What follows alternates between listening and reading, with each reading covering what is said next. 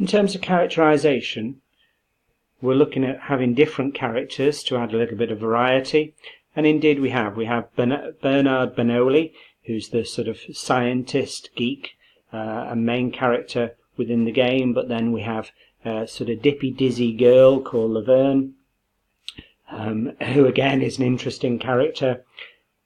who travels to the future, and then we have a sort of slightly lazy, overweight, apathetic guy called Hoagie who travels into the past. So three very different characters, and you can switch between the three, and then that adds some variety to the gameplay. So they'll do things in different ways, and their character traits, you have to think, well, how would this character actually solve this problem, because they have different ways of doing it. So you might have to motivate the lazy hoagie guy, you might have to sort of calm down the sort of dizzy, active girl, Laverne, that gets travelled to the future, and then you have to maybe calm some of the strange ideas that Bernard Bernoulli thinks up in terms of time travel, etc. There are other characters and themes as well, so we've mentioned these mutant tentacles as well that appear, and we have to try and combat them. And other characters throughout history, such as George Washington appears, and there's a famous scene where he as a child chops down his father's cherry tree with a hatchet, with an axe, but then his father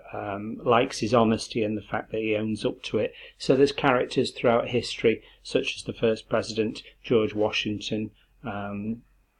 as well in there, and other characters in history that you'll see throughout the game. So lots of different characters to add variety and engagement and keep the audience engaged and interested in the game. The setting, we've mentioned time travel, so that opens up lots of different themes throughout history, and we've talked about the fact that there are problems with pollution and tentacles taking over the world, evil tentacles. So lots of settings within US history, within the United States history, that would again have an international appeal, along with time travel. Mode of address, so we've talked here about the mode of address being time travel, switching between characters, enabling different characters to solve different problems in different ways, transportation of objects throughout history via these chronogons as well. So a much less linear approach to the game.